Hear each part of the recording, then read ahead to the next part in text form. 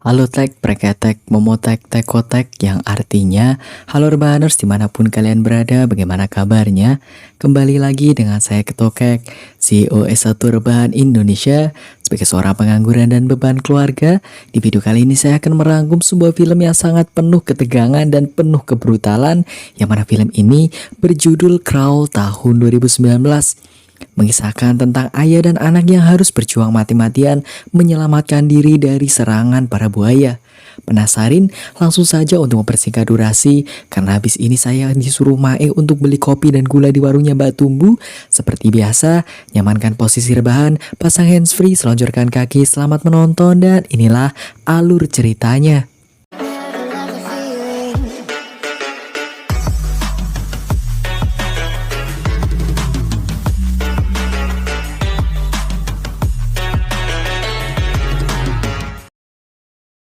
Film dibuka dengan seorang wanita yang sedang melakukan latihan lomba renang. Dia bernama Siti. Siti selalu saja mendapatkan posisi kedua, di mana itu membuatnya sangat kesal karena tidak pernah juara satu sejak kecil.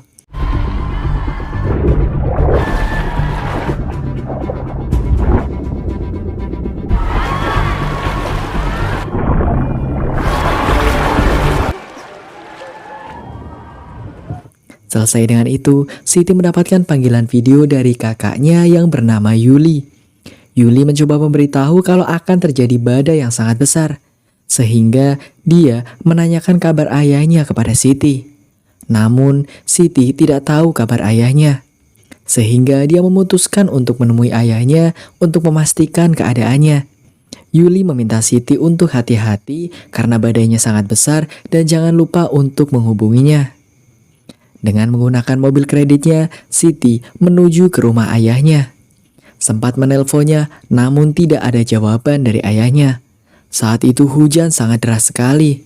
Bahkan Siti dihentikan petugas yang mana dia adalah mantan pacar kakaknya yang bernama Slamet. Slamet mengatakan agar Siti putar balik saja karena sangat berbahaya. Namun karena Siti adalah wanita, jelas saja dia ngeyel dan susah diberitahu. Makanya dia malah menerobos para petugas itu.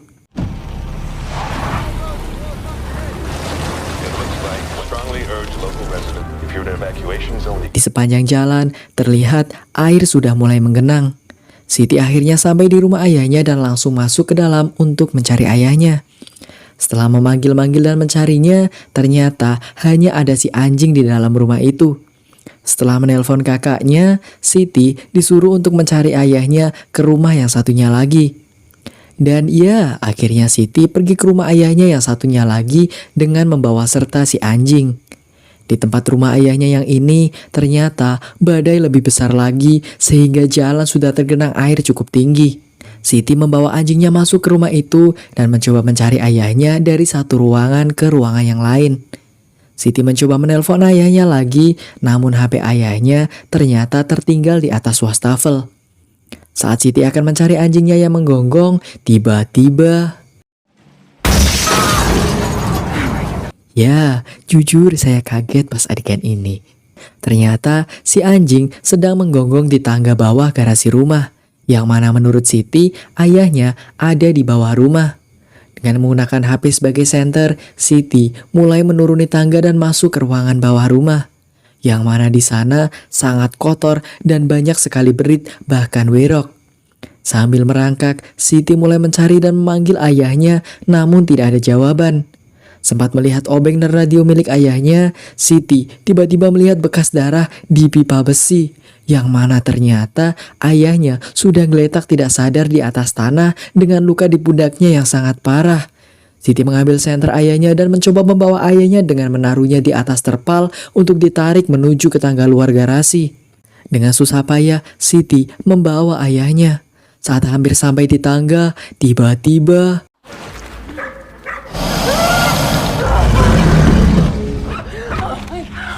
Ya, muncul seekor buaya besar yang langsung menyerang Siti. Dengan perasaan panik dan ketakutan, Siti langsung menarik ayahnya ke tempat sempit untuk diselamatkan. Sempat hampir dimakan, namun akhirnya Siti terselamatkan karena pipa-pipa yang menghalanginya. Di luar rumah, badai semakin membesar. Ayah Siti akhirnya sadar dari pingsannya. Sehingga Siti langsung memberikan air dengan cara menggunakan jaketnya yang dibasahi air hujan. Ayah Siti memberitahu kalau ada buaya besar di dalam sana, yang mana Siti sudah tahu itu dan baru saja mau dimakan si buaya. Di mana ayahnya ternyata kakinya patah yang menyebabkan tulang kakinya keluar dari kulitnya dan itu sakit sekali pasti. HP Siti ternyata terjatuh saat tadi menyelamatkan diri. Sehingga Siti harus mengambil HP-nya lagi untuk meminta bantuan kepada polisi. Dengan hati-hati dan pelan-pelan, Siti mulai merangkak untuk mengambil HP-nya. Saat akan menelpon 911, tiba-tiba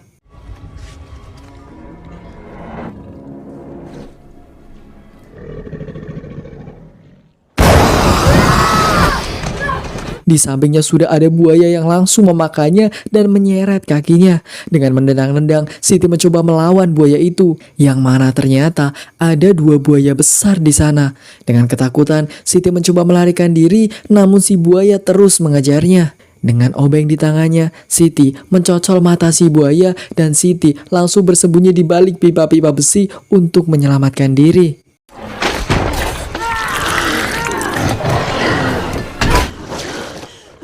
Ayahnya memastikan keadaan Siti yang mana kini Siti dan ayahnya berada di tempat yang berbeda. Dan Siti mendapatkan luka yang parah akibat gigitan buaya tadi di kakinya. Dengan menggunakan sobekan kain celananya, Siti mencoba menutup lukanya yang mana itu sangat sakit sekali. Air dari luar pun juga mulai memasuki ruangan itu hingga membuatnya menggenang. Siti berencana keluar dari tempat itu dan meminta bantuan. Di lain sisi, ayahnya mencoba memasukkan tulang kakinya lagi yang keluar dengan menggunakan kunci Inggris dan itu kreatif sekali.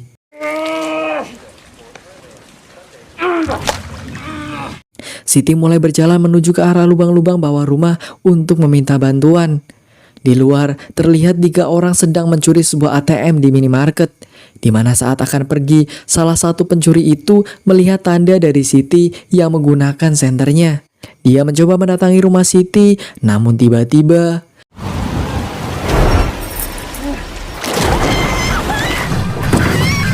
temannya malah dimakan buaya dan langsung meninggal. Dan ya, dia pun langsung dimakan si buaya. Salah satu pencuri yang masih ada di dalam minimarket juga akhirnya mati karena dimakan si buaya. Dan bisa dipastikan kalau mereka bertiga pasti bayarannya paling kecil karena langsung mati. Siti yang menyaksikan itu sangat syok dan hampir saja putus asa. Ayahnya menyuruh Siti untuk menuju ke salah satu sudut yang mana di sana lantainya bisa dibuka. Dengan tertatih-tatih, Siti menuju ke sudut itu. Siti langsung mendorong lantai kayu itu, namun sialnya dia malah digerungsung semut dan lantainya tertahan oleh sebuah meja yang membuatnya tidak bisa dibuka. Tiba-tiba terdengar ada suara polisi yang menuju ke sana.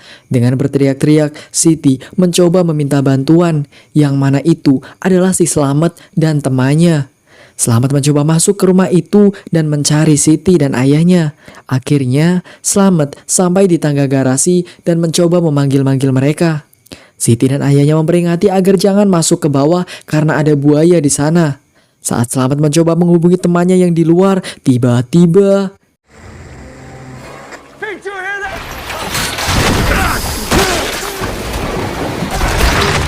ya, Slamet langsung dicaplok si buaya yang membuatnya harus mati di sana. Teman Slamet juga dimakan si buaya yang ada di luar sehingga mereka berdua harus mati sebelum bisa menyelamatkan Siti dan ayahnya dan itu sangat tidak berguna. Siti mencoba berenang menemui ayahnya saat si buaya sedang sibuk memakan Slamet. Ayahnya mencoba memotivasi Siti kalau mereka pasti bisa keluar dari sana. Sehingga ayahnya meminta Siti untuk berenang ke arah tangga dan ayahnya akan memukul-mukul pipa untuk mengalihkan perhatian si buaya. Dengan sangat cepat, Siti mencoba berenang menuju ke arah tangga keluar. Saat si buaya itu menuju ke ayahnya, dia langsung membunuhnya dengan sebuah skop yang dia pegang dan itu sangat brutal sekali.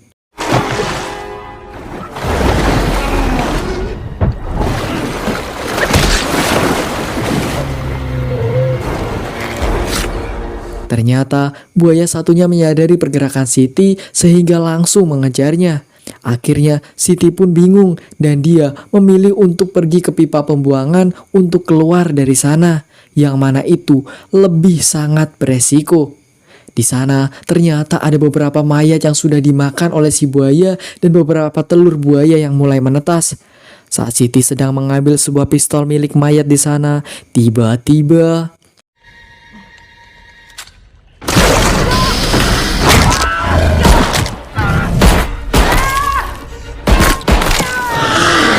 ya, si buaya langsung memakan tangan Siti dan Siti pun langsung menembak si buaya itu berkali-kali hingga membuatnya menjadi almarhum mamam.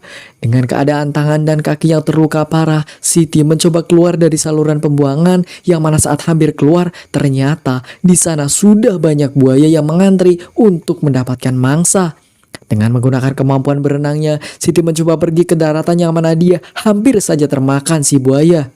Siti pun langsung masuk ke rumah untuk menolong ayahnya yang sudah mulai tenggelam dan membobol lantai rumahnya dengan sebuah linggis. Namun sayang, ayahnya sudah keburu kehabisan nafas dan tenggelam. Siti pun langsung menarik ayahnya ke atas dan mencoba memberikan nafas buatan agar ayahnya sadar. Karena ayahnya sudah dibayar mahal oleh Pak Sutradara dan masih punya hutang kopi dan indomie di warungnya Mbak Tumbu, akhirnya si ayah tidak jadi mati dan dia pun sadar kembali. Mereka berdua mencoba menggunakan mobil, namun airnya sudah terlalu tinggi yang membuat mobilnya malah hanyut. Sehingga saat ayahnya melihat sebuah perahu, dia menyuruh Siti untuk mengambil perahu itu dengan cara berenang.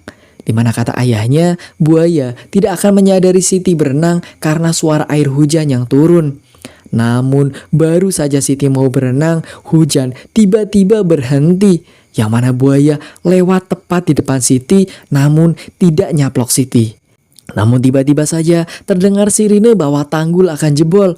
Dengan cepat Siti langsung berenang dan menuju ke perahu itu sambil dikejar beberapa buaya. Alhamdulillahnya Siti bisa naik ke atas perahu dan menuju ke ayahnya untuk diselamatkan.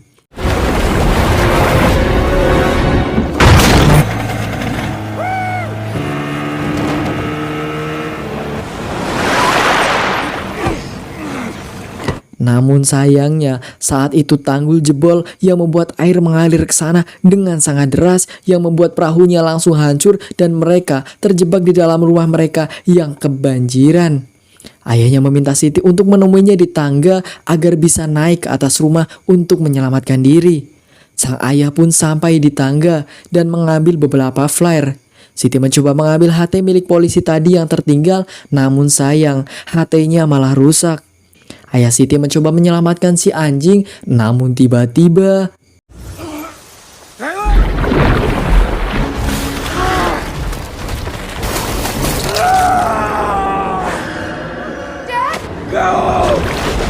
ya, tangan si ayah langsung dicaplok buaya yang mana itu membuat tangan ayahnya patah dan itu pasti sakit sekali. Memang gara-gara si anjing. Dengan cepat, Siti pergi ke kamar mandi untuk menjebak si buaya. Yang mana akhirnya si buaya terjebak di dalam kamar mandi dan Siti pun berhasil menguncinya.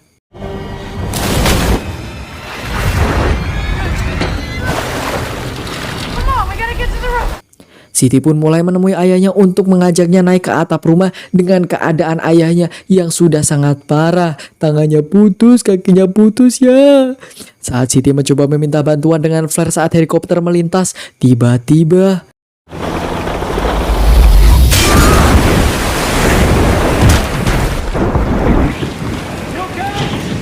ya, buaya memecahkan kaca rumah itu yang membuat Siti harus kembali terjebak dengan si buaya buntung. Di mana Siti tergigit dan diputar-putar di bawah air. Namun karena Siti adalah tokoh utama, dia berhasil mengambil flare yang sedang menyala dan menyolokkannya ke mata si buaya agar melepaskannya.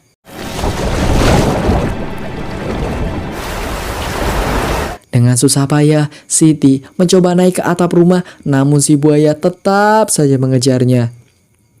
Hampir terbawa arus, akhirnya ayahnya berhasil menggapai tangan Siti dan membawanya ke atap rumah.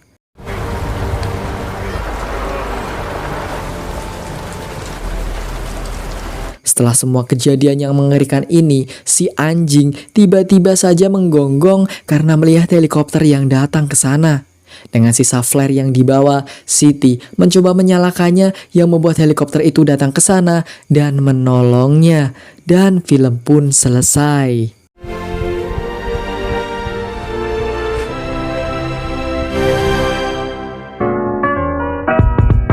Wah, sangat menegangkan sekali kan. Jujur ini film yang dari awal sampai akhir itu bikin tegang. Bener-bener tegang. Pokoknya kalian harus nonton film ini ya. Walaupun kalian mendengarkan saya ngebacot, tapi perlu juga menonton film ini biar aura-aura dan urat-urat ketegangan kalian keluar. Cuman saya kesel sama si anjing. Gara-gara si anjing, ayah tangan Siti harus potol. Kalian tahu potol itu patah. Tangan ayah Siti harus patah gara-gara si anjing. Padahal si anjing tidak ada kontribusinya untuk hidup mereka. Memang anjing. Seperti biasa, pesan yang bisa kita ambil dari film ini adalah jangan ngeyel kalau diperingatkan. Itu coba saja kalau Siti tadi diperingatkan gak ngeyel, terus gak nerobos. Mungkin Siti sudah di rumah pas hujan sambil rebahan, bikin indomie, minum kopi. Kan itu menyenangkan daripada harus dikejar-kejar buaya, peluka parah, berenang, kecemplung dan lain-lain. Ya, tapi ya terserah Pak Sutradara saja. Mungkin saja kalau Siti tadi tidak ngeyel, dia tidak dibayar, terus dia harus hutang lagi untuk beli makanan. Ya, seperti saya tukang hutang. Ya sudah lah ya. Pokoknya itu terserah Pak Sutradara saja. Jangan lupa like, komen, dan subscribe video ini untuk mengganti biaya kopi dan kuota ketika saya mengedit video ini. Saya Ketokek dan seluruh tim S1 Rebahan Sahabat Planet Jupiter MX mengucapkan terima kasih dan sampai jumpa di video selanjutnya. Matur nuwun.